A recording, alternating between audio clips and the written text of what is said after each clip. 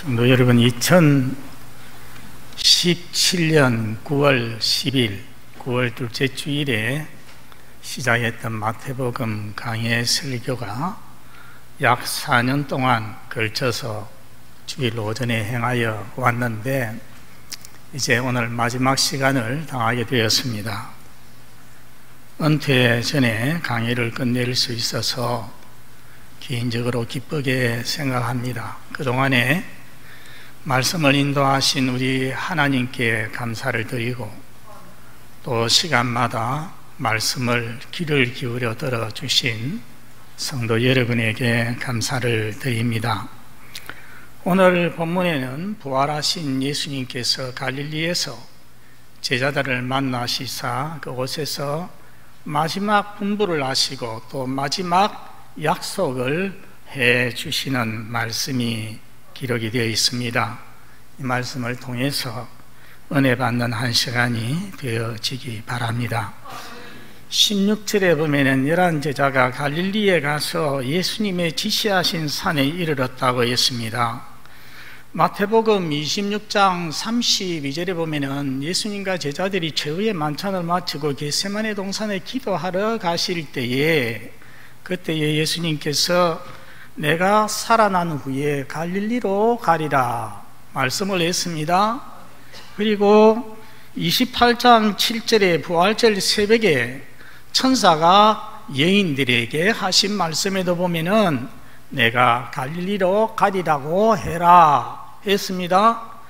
또 10절에 보면은 부활하신 예수님이 여인들에게 나타나시어서 똑같은 말씀을 하셨습니다.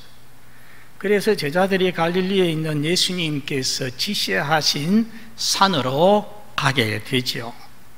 산이라 해서 우리 울산에 있는 무룡산이나 문수산이나 또 하물산 같은 이렇게 높은 산이 아닙니다. 여기서 말씀하시는 산은 우리 교회가 앉아있는 이 방구동산 또는 MBC 동산 그 정도로 생각하면 되겠습니다. 그런데 예수님께서 예루살렘에서 부활하셨으니까 예루살렘 어디에서 만나자 또는 예루살렘 건너편에 있는 감람산에서 만나자 이렇게 하시면은 쉽고 편할 건데 왜 저 북쪽에 멀리 떨어져 있는 갈릴리의 어느 산에서 만나자고 하셨겠습니까? 예수님과 제자들에게는 갈릴리가 특별한 곳입니다. 예수님께서 처음 제자들을 부르신 곳입니다. 그곳에서 사역을 시작을 하셨습니다. 그곳이 사역의 주 무대였습니다. 그 가버나움 주변에 있는 여러 마을들 예수님께서 주로 그곳에서 사역을 하셨거든요. 여러분, 그렇기 때문에 처음 시작했던 그곳에서 예수님께서는 실패한 제자들과 함께 다시 시작하기를 원하셨다는 것입니다. 우리가 TV에서 배구 게임하는 것을 보면 자기 팀이 잘 못하면 감독이 타임을 불러서 작전 지시를 합니다. 이거는 이렇고 저거는 저렇고 이렇게 하라 한 다음에 보통 마지막에 딱 하는 말이 뭐냐면은 다시 시작하자. 다시 시작하자. 우리 예수님도 그렇습니다. 처음 시작한 그곳에서 제자들과 다시 시작하기 원하시는 것입니다. 여러분, 우리도 세상 살면서 신앙생활 하면서 제자들처럼 넘어지고 실패할 때가 들어 있습니다. 그럴 때에 우리 주님께서 우리를 버리시느냐, 너는 안 되겠다 하고 버리시느냐? 그렇지 않죠. 우리 주 예수님께서는 언약의 백성들 절대로 버리시지를 않습니다. 한 번 하나님의 백성은 영원한 하나님의 백성인 것입니다. 그러므로 여러분, 때로 넘어져도 낙심하지 말고 주님 손잡고 일어나시는 성도가 되시기를 바랍니다. 제자들이 그 산에서 예수님을 뵈었을 때에 어떻게 했습니까? 오늘 말씀해 보면 그들은 예수님을 경배하였다, 예배하였다고 했습니다. 여러분, 예배는 누구에게만 하는 것입니까? 하나님께 하는 것입니다. 사람에게 만일에 예배를 한다면 그것은 우상이 되는 거죠. 잘못하는 것이 됩니다. 마태복음 14장에 보면 사역 초기에 제자들이 예수님을 경배한 일이 있습니다. 여러분 기억하십니까? 오병이어 사건 후에 흥분한 제자들을 예수님께서 배를 태워가지고서 갈릴리 건너편으로 보내시고 예수님은 산에 기도하러 가셨죠. 그때에 제자들이 중간쯤 도착했을 때에 큰 폭풍이 일어나서 괴로움을 겪었습니다. 그리고 한 발도 전진을 하지 못했습니다. 그것을 보시고 예수님께서 폭풍 치는 바다 사이로 걸어 오셔서 그 배에 타시자마자 바람이 그치고 폭풍이 잔잔해졌습니다. 얼마나 놀라운 기적입니까? 이 일이 일어났을 때에 제자들이 어떻게 했습니까? 그들이 당신은 진실로 하나님의 아들이로소이다 하면서 엎드려서 절하였다고 했습니다. 여기 엎드려서 절했다는 것은 몇 시간 동안 예수님 못 봤으니까 예수님에게 인사하는 절이 아닙니다. 영어 성경에는 worshiped, 예배했다, 경배했다는 것입니다. 그런데 그때의 예수님을 하나님의 아들로 믿고 경배를 했는데 그 다음에는 언제 경배가 나오느냐 하면 예수님이 부활하셔서 그 여인들, 무덤에 왔던 여인들을 만나시잖아요. 그때에 또 예수님께 경배를 합니다. 여러분, 우리가 9절 한번 보시기 바랍니다. 9절 끝에 보니까 여자들이 나아가 그 발을 붙잡고 뭐 했습니까? 경배하였다. 그리고 또 이 갈릴리의 산에서 부활하신 예수님을 제자들이 만났을 때에 경배하였습니다. 그래서 우리가 짐작할 수 있는 것은 무엇이냐 하면은 마태복음 14장에서 제자들이 예수님을 하나님의 아들로 믿고 경배했을 때는 제 생각에 한 50-60%의 확신을 가지고서 경배했다면 지금 이 갈릴리 산에서 부활하신 예수님을 직접 눈으로 보면서 경배한 지금은 적어도 90% 이상 100%의 확신을 가지고서 경배했다는 것입니다. 예수님이 하나님이심을 온전히 믿고 예배했다는 것입니다. 성도 여러분, 우리 많은 사람이 이렇게 한 시간에 같은 자리에 앉아서 하나님께 예배를 드리지만 우리 각자의 믿음이 그 믿음의 정도가 사실은 다르지 않습니까? 그래서 어떤 성도들은 한 20-30%의 확신을 가지고서 예배를 드릴 것이고 어떤 성도들은 100%의 확신을 가지고서 예배를 드릴 것입니다. 우리 하나님께서 누구의 예배를 기뻐 받으시겠습니까? 100%의 온전한 믿음을 가지고 확신을 가지고 예배 드리는 자의 그 예배를 기뻐 받으시는 것입니다.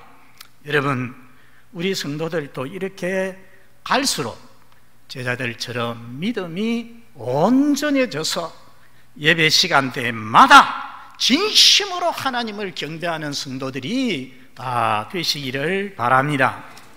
그럴 때에 예수님께서 나와 말씀하셨다고 했습니다. 여러분, 여기 나와라는 의미가 무슨 말씀이겠습니까? 여러분, 영화 변호에 보면은 거기에 아리우스 제독이 전쟁에 승리하고 로마에 개선하여서 그 마차를 타고서 황제 앞으로 나아갑니다. 수많은 사람들이 환영을 합니다. 박수를 칩니다. 그런데 이 아리우스 장군 옆에 한 사람이 있습니다. 누굽니까? 벤호. 그의 생명을 구원해 준 은인 변호가 옆에 있죠. 그래서 이 베노와 아리우스 장군이 탄 마차가 딱 황제 쪽으로 갔을 때에 황제가 저 위에 앉아 있다가 마차가 도착을 하니까 어떻게 합니까? 제자리에서 일어나서 앞으로 나아오는 것입니다. 나아온다는 것이 바로 그런 의미입니다. 황제의 권위를 가지고서 일어나서 앞으로 나아오는 것입니다. 로마 황제가 그랬다면 우리 예수님은 그러면은 도대체 무슨 권위를 가지고, 무슨 포지션을 가지고서, 무슨 직분을 가지고서 제자들 앞에 나오셨겠습니까? 여러분, 오늘 말씀 18절 둘째 줄 보시기 바랍니다. 이게 보니까 하늘과 땅의 모든 권세를 내게 주셨으니, 누가 예수님께 하늘과 땅의 모든 권세를 주셨습니까? 하나님 아버지께서 주셨습니다. 우리나라 대통령은 한반도 남쪽을 통치하는 권세를 가지고 있습니다. 그런데 예수님은 하늘과 땅의 모든 권세를 가지고 계신다는 것입니다. 로마 황제 정도가 아니라 우주적인 왕권을 가지고서 계신다는 것입니다. 왕 중 왕, King of Kings, 종말론적 통치자이자 심판자의 권세를 가지고서 나오신다는 것입니다. 여러분, 어째서 하나님 아버지께서 아들에게 이런 권세를 주셨겠습니까? 하나님이시면서 하나님 아버지의 뜻을 이루기 위해서, 우리 죄인들을 구원해 주시기 위해서 하나님으로서의 모든 권세를, 영광을 다 내려놓으시고 우리와 같은 피조물과 같은 사람이 되셔서 이 세상에 오시고 얼마나 고초를 많이 겪었습니까? 특별히 마지막에 십자가에 죽기까지 복종을 하셨습니다. 자신을 그렇게 낮추었습니다. 이에 대한 보상으로서 우리 하나님께서 아들 예수님을 지극히 높여 주셨다는 것입니다. 우리 빌립보서 2장 9절 10절을 한번 같이 읽어보겠습니다. 시작. 이러므로 하나님이 그를 지극히 높여 모든 이름 위에 뛰어난 이름을 주사 하늘에 있는 자들과 땅에 있는 자들과 땅 아래에 있는 자들로 모든 무릎을 예수의 이름에 꿇게 하시고, 저 말씀이 오늘 이 본문에 있는 말씀, 하늘과 땅의 모든 권세를 내게 주셨으니 라는 말씀하고 지금 직통하고 있는 것입니다. 다시 말하면은 죄인들의 구원을 위해서 인간이 되시고 십자가에 죽으시기까지 낮아지셨기 때문에 하나님이 그를 지극히 높여주신 것입니다. 성도 여러분, 지금 이 세상을 보십시오. 나라들을 보십시오. 역사를 보십시오. 여러분, 이 세상과 역사가 그냥 저절로 흘러가는 것 같습니까? 우연히 되는 대로 그냥 흘러가는 것 같습니까? 아닙니다. 오늘 우리는 이 말씀을 통하여서 분명히 알아야 됩니다. 누가 통치하고 계십니까? 이 부분에서는 우리가 그냥 하나님 통치하신다 그렇게 말씀할 것이 아니라, 오늘 하늘과 땅의 권세를 다 가지고 계신 분이 누구십니까? 예수님이십니다. 예수님께서 재림하시기까지 온 천하를, 역사를 통치하고 계시는 것입니다. 믿으시기를 바랍니다. 여러분, 예수님은 이제 우주적인 통치자로서 나와서 제자들에게 분부하십니다. 그러므로 너희는 가서 모든 민족을 제자로 삼아 아버지와 아들과 성령의 이름으로 세례를 주고 내가 너희에게 분부한 모든 것을 가르쳐 지키게 하라. 여러분, 이 분부를 우리가 뭐라고 부릅니까? 뭐라고 합니까? 대명령 또는 마지막 분부, 지상의 명령, 가장 높은 명령이라고, The Great Commandment라고 그렇게 말을 합니다. 이는 부활하신 예수님께서 성천하시기 전에 마지막으로 11 제자에게 남기신 분부요, 오고 오는 세대의 예수를 믿어서 예수 제자된 모든 사람들에게 주시는 분부요, 이 21세기 마지막 시대를 살아가고 있는 우리 사랑하는 성도들에게 주시는 예수님의 마지막 분부인 것입니다. 여러분, 여기에 계명령을 가만히 보면은 한글 성경을 보면은 몇 가지 명령이 있어 보이지만은 사실은 이 문장에는 주동사는 하나밖에 없습니다. 주동사가 뭐냐? 제자를 삼으라는 말씀입니다. 한번 따라서 합니다. 제자를 삼으라. 제자를 삼으라는 것은 영어 성경에 make disciples, 제자를 만들어라 하는 말씀입니다. 다른 동사들은 분사로서 제자를 삼으라는 말을 다 꾸며주고 있습니다. 그런데 여러분, 누구를 제자로 삼으라고 말씀합니까? 모든 민족을 제자로 삼으라고 했습니다. 여러분, 구원이, 복음이 완성되기 전에는 예수님께서 그렇게 말씀하시지 않았습니다. 마태복음 10장에 제자들을 훈련시키기 위해서 2사람씩 짝을 지어서 보내실 때 예수님께서 뭐라고 했습니까? 이방인의 길로도 가지 말고 사마리아인의 고을로도 들어가지 말고 오직 이스라엘의 잃어버린 양에게로 가라. 누구에게 가라고 했습니까? 이스라엘 사람들에게만 가라고 했습니다. 그런데 이제는 예수님의 죽으심과 부활을 통하여서 구원이 완성이 되고 복음이 완성이 되었습니다. 그렇기 때문에 이제는 이스라엘이라고 하는 이 울타리를 넘어서, 담을 넘어서 모든 인류에게, 전 세계에 복음이 전파되어야 한다는 것입니다. 여러분, 이것이 본래 하나님의 뜻이었습니다. 구약 성경에 이 하나님의 뜻이 나타났습니다. 여러분, 창세기 12장에 보면 하나님께서 처음으로 택하시고 부르시는 사람 아브라함에게 어떤 약속을 하십니까? 땅의 모든 족속이 너로 인하여 복을 얻으리라. 여러분, 이스라엘 백성 아브라함과 아브라함 너의 자손인 이스라엘만 복을 받을 것이 아니라, 복을 받는 것이 아니라 너로 인하여서, 다시 말하면은 아브라함의 씨 되시는 예수 그리스도로 말미암아 모든 민족이 구원의 복을 받을 것이라는 말씀인 것입니다. 그 말씀이 지금 이루어지고 있는 것입니다. 그래서 예수님께서 모든 민족을 제자로 삼으라고 말씀하시는 것입니다. 여러분, 제자를 삼는 것은 그냥 예수 믿어서 구원받게 하는 그 정도가 아닙니다. 예수님은 지난 3년간 제자들에게 제자 삼는 것이 무엇인지를 잘 보여주셨습니다. 어떻게 하셨습니까? 천국 복음을 전파하셨죠. 또 사람들을 불렀습니다. 그들에게 가르쳤습니다. 그들을 훈련시켰습니다. 그래서 예수님의 가치관, 천국의 가치관을 가진 사람들로 만들었습니다. 그게 바로 무엇입니까? 제자 삼는 것입니다. 여러분, 믿는다고 자동으로 제자가 되는 것은 아닙니다. 우리 교회 모든 성도들 예수님을 믿을 뿐만 아니라 예수님을 닮은 예수님의 제자가 되시기를 바랍니다.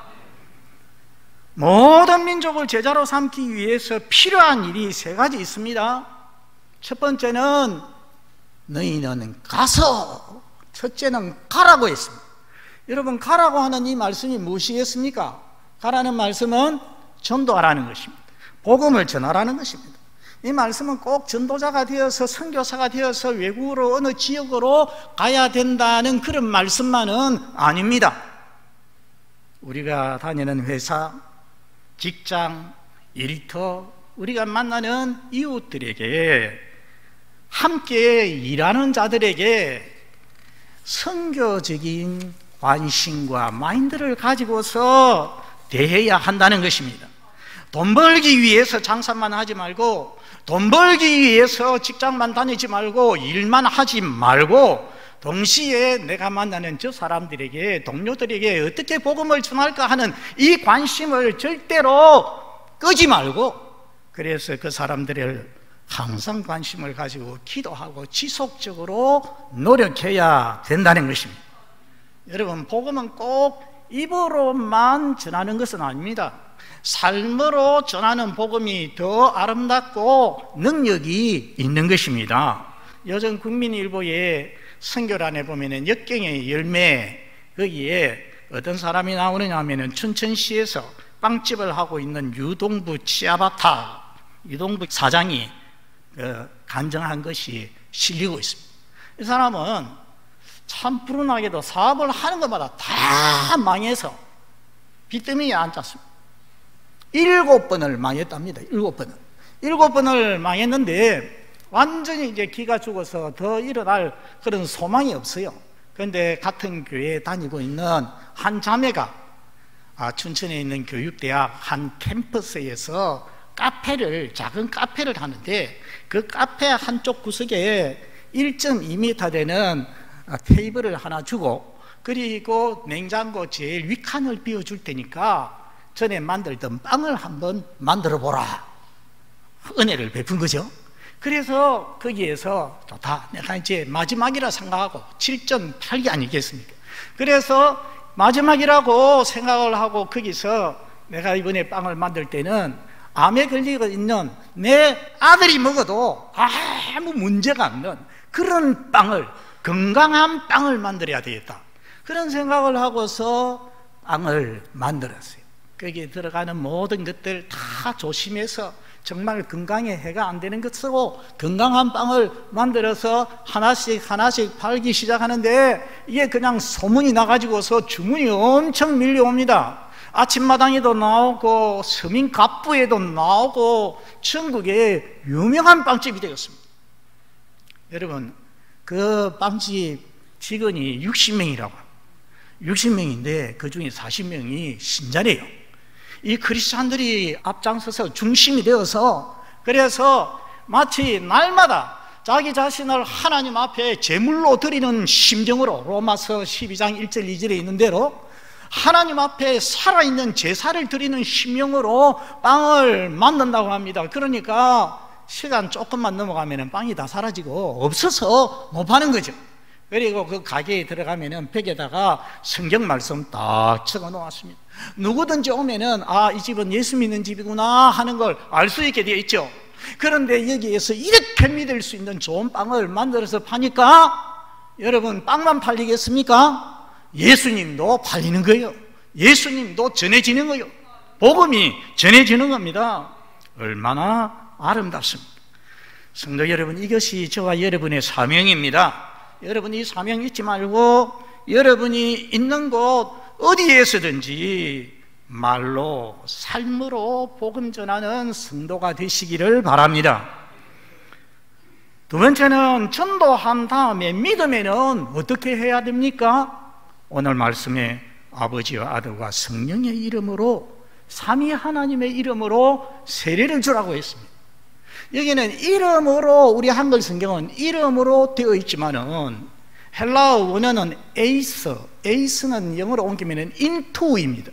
그냥 in이 아니고 into는 안으로 하는 뜻을 가지고 있습니다.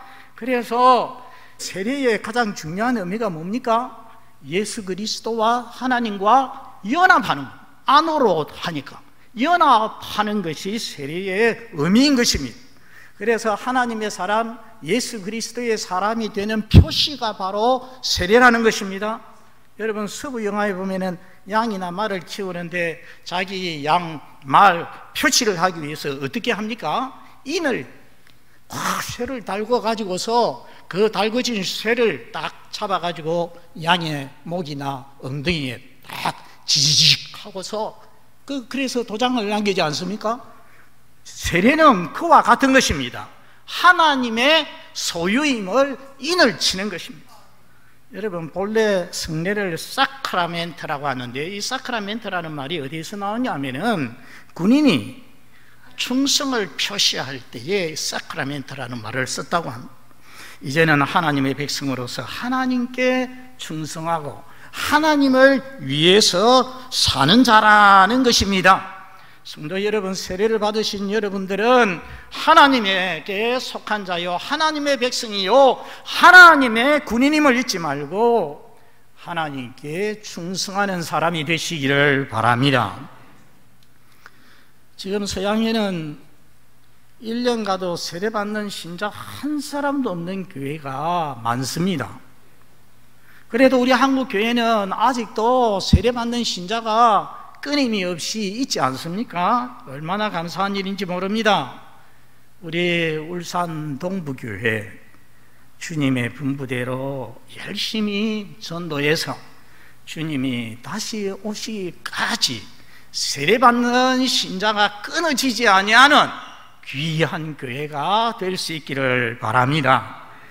세 번째는 내가 너희에게 분부한 모든 것을 가르쳐 지키게 하라고 했습니다. 더 정확하게 해석을 하면은 지키도록 가르쳐라. 예수님의 말씀을 지키도록 가르치라고 했습니다.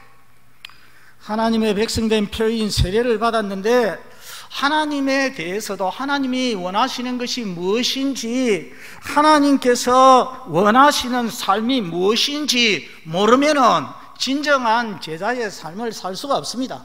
명목적인 신자, 이름만의 신자밖에 될 수가 없는 것입니다. 실제로 그런 자가 많지 않습니까? 장로님 부르고 권사님, 집사님 하고 불러도 행동은, 말은 선하지 못하고 예수 닮지 못해서 덕을 세우지 못하고 하나님께 영광을 돌리지 못하는 경우가 많이 있습니다. 성도 여러분, 교회에서 기회가 있을 때마다 성경을 배우시고 훈련을 받으시기를 바랍니다. 그리고 아는 것보다 더 중요한 것은 순종하는 것입니다. 예수님의 사랑을 실천하는 것입니다. 그래서 예수님의 말씀대로 살아가는 신자, 예수님의 참된 제자가 되시기를 바랍니다. 모든 민족을 제자로 삼으라 분부하신 주님께서 마지막 약속을 주고 계십니다. 여러분, 그것이 무엇입니까? 20절 끝에 볼지어다 내가 세상 끝날까지 너희와 항상 함께 있으리라. 이것이 마지막 약속입니다. 성도 여러분, 하나님께서 사람에게 주실 수 있는 가장 큰 약속 무엇이겠습니까? 전에 모세를 부르실 때에 모세가 저는 말이 둔합니다 하니까 우리 하나님께서 누구를 보내겠다고 했습니까? 너의 형 아론을, 말 잘한다, 아론을 보내주겠다, 천사를 보내주겠다, 너에게 어떤 능력을 주겠다. 중요한 약속이지만은 가장 큰 약속은 아닙니다. 가장 하나님이 주실 수 있는 가장 큰 약속은 내가 친히 너와 함께 하겠다. 전능하신 하나님이 함께 하겠다는 이 약속보다 더 큰 약속은 없는 것입니다. 여러분, 주님은 성천하십니다. 그러나 그의 영 성령을 통하여서 지금도 하나님의 교회에 함께 하시고 예수 그리스도를 믿는 모든 성도들과 함께 하심을 믿으시기를 바랍니다. 그런데 중요한 것은 예수님께서 어떤 상황에서 이 약속을 하셨는가를 기억하는 것이 중요합니다. 여러분, 지금 어떤 상황입니까? 예수님께서 마지막 분부를 하셨어요. 예수님 말씀대로 가서 전도를 하고 사람을 세례를 주고 그리고 예수님 말씀을 가르쳐 지키게 함으로써 제자를 삼을 그때에 특별히 주님께서 그 교회와 그 성도들과 함께 하시겠다는 것입니다. 마가복음 16장 20절 앞에 보고 읽어봅니다. 시작. 제자들이 나가 두루 전파할세 주께서 함께 역사하사 그 따르는 표적으로 말씀을 확실히 정언하시니라. 제자들이 뭐 할 때 특별히 함께 하십니까? 나가서 뭐 할 때에? 전파할 때에, 대명령을 준행할 때에, 순종할 때에 주님께서 함께 하시고 능력을 나타내셔서 기적이 일어나는 그런 역사가 있었다는 것입니다. 사랑하는 성도 여러분, 본교회에 제가 부족한 사람이 지난 20년간 목회를 했습니다. 뭘 했나? 무엇을 했는가 한번 돌아보시기를 바랍니다. 첫째는 갔습니다. 전도하는 일에 힘썼다는 것입니다. 어떤 일을 했습니까? 전도를 위해서 해마다 우리가 새생명 축제를 했습니다. 교회의 가장 큰 사업이었어요. 그렇죠? 그리고 3명의 선교사님을 파송을 했습니다. 개척교회를 설립을 했습니다. 이 모든 것이 다 뭐 하는 것입니까? 가서 전하는 것, 복음 전하는 일이었습니다. 그리고 세례를 주었습니다. 봄과 가을에 항상 세례식을 하고 그리고 또 어린이 주일과 성탄절에 유아 세례를 베풀었습니다. 세 번째는 뭘 했습니까? 가르쳐 지키게 했습니다. 주일학교 교육을 잘하기 위해서 와서 교육관을 세웠습니다. 우리 성도들과 함께. 그리고 또 무엇을 했습니까? 제자반을 비롯해서 여러 성경반을 만들어 가지고서 울산에 있는 어느 교회들보다 교육을 잘하는 교회로 그렇게 소문이 났습니다. 여러분, 목사가 그냥 이렇게 사역을 하는 것이 아닙니다. 해마다 그냥 마음 내키는 대로 내 마음에서 우러나오는 대로 하는 것이 아니라 무엇에 따라서 하는 것입니까? 주님의 대명령을 따라서 제자 삼기 위하여서 가는 일에, 전도하는 일에, 세례 주는 일에, 가르쳐 지키는 교육의 일에 힘쓴 것입니다. 앞으로도 우리 교회가 그런 교회 되어지기를 바랍니다. 우리 교회 성도들이 어쩌든지 힘써 복음을 전하고 세례를 베풀고 그리고 말씀을 가르치고 배움으로 인하여서 제자 삼는 교회, 그런 교회가 될 때에 주님께서 함께 하시고 역사하시는 영광스러운 교회가 될 줄로 믿습니다. 우리 아버지 하나님 감사합니다. 이 시간에 주님의 대명령을 저희들이 보았습니다. 주여, 2000년 전에 하신 그 말씀, 모든 시대에 모든 교회에 주시는 말씀이요, 오늘 이 자리에 있는 저희 울산 동부교회에 주시는 말씀이요, 우리 모든 성도들에게 주시는 말씀인 줄 믿습니다. 우리의 사랑하는 주님, 우리 교회가 앞으로도 가는 교회, 전도하는 교회가 되도록 도와주시옵소서. 주님 오실 때까지 세례받는 사람이 끊어지지 않는 교회가 되게 해 주시옵소서. 주의 말씀을 가르치고 배우고 지키는 교회가 되게 하여 주시옵소서. 주님 말씀대로 제자 삼기에 힘쓸 때에 주님께서 특별히 함께 하시고 역사하시는 교회, 역사하시는 우리 성도들 되어지도록 도와주옵소서. 예수님 이름으로 기도드리옵나이다. 아멘.